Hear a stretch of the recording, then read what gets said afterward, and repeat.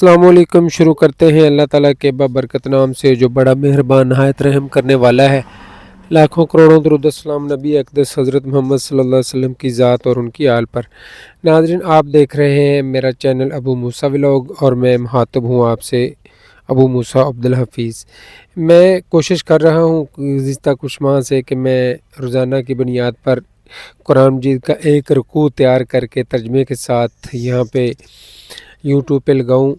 اس کا مقصد صرف اور صرف اللہ تعالیٰ کی ذات کا حصول ہے اور اس سے اجر کا حصول ہے، اور روز قیامت یہ ہمارے لیے باعث رحمت اور باعث نجات بن جائے۔ کوئی دنیاوی مقصد اس کا ہرگز نہیں ہے۔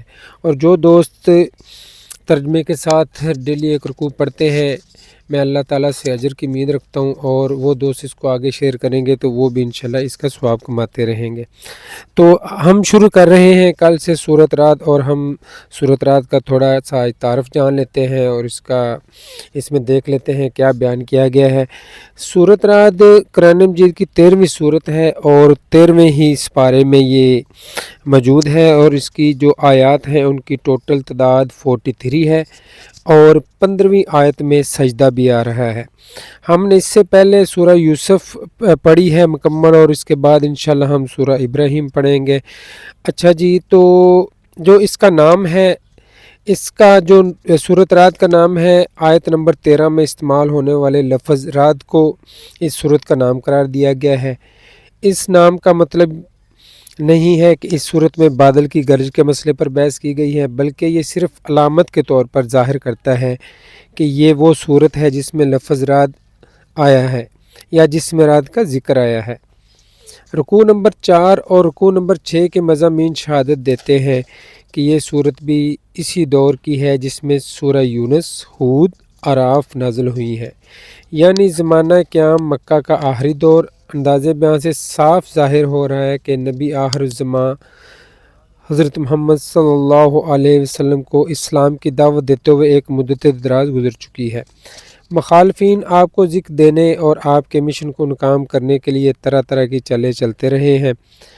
مومنین بار بار تمنائیں کر رہے ہیں کہ کاش کوئی معجزہ دکھا کر ان لوگوں کو راہ راست پر لایا جائے، اور اللہ تعالیٰ مسلمانوں کو سمجھا رہا ہے کہ ایمان کی راہ دکھانے کا یہ طریقہ ہمارے ہاں رائج نہیں ہے، اور اگر دشمنان حق کی رسی دراز کی جا رہی ہے تو یہ ایسی بات نہیں ہے جس سے آپ گھبرا کر اٹھو۔ پھر آیت نمبر 31 میں یہ بھی معلوم ہوتا ہے کہ بار بار کفار کی ہٹ درمی کا ایسا مظاہرہ ہو چکا ہے جس کے بعد یہ کہنا بالکل بجا ہے کہ اگر قبروں سے مردے اٹھا کر بھی آ جائیں تو یہ لوگ نہ مانیں گے، اگر قبروں سے مردے بھی اٹھ کر آ جائیں تو یہ لوگ نہ مانیں گے، بلکہ اس واقعے کی بھی کوئی نہ کوئی تعویل کر ڈالیں گے۔ ان سب باتوں سے یہی گمان ہوتا ہے کہ یہ صورت مکہ کے آخری دور میں نازل ہوئی ہوگی۔ پوری صورت کا خلاصہ پہلی ہی آیت میں پیش کر دیا گیا ہے، یعنی یہ جو کچھ آپ صلی اللہ علیہ وسلم پیش کر رہے ہیں وہی حق ہے، مگر یہ لوگوں کی غلطی ہے کہ وہ اسے نہیں مانتے۔ ساری صورت اسی مرکزی مضمون کے گرد گھومتی ہے۔ اسی سلسلے میں بار بار مختلف طریقوں سے توحید و رسالت کی حقانیت ثابت کی گئی ہے۔ ان پر ایمان لانے کے اخلاقی اور روحانی فوائد سمجھائے گئے ہیں، ان کو نہ ماننے کے نقصانات بتائے گئے ہیں، اور یہ ذہن نشین کیا گیا ہے کہ کفر سراسر حماقت اور جہالت ہے۔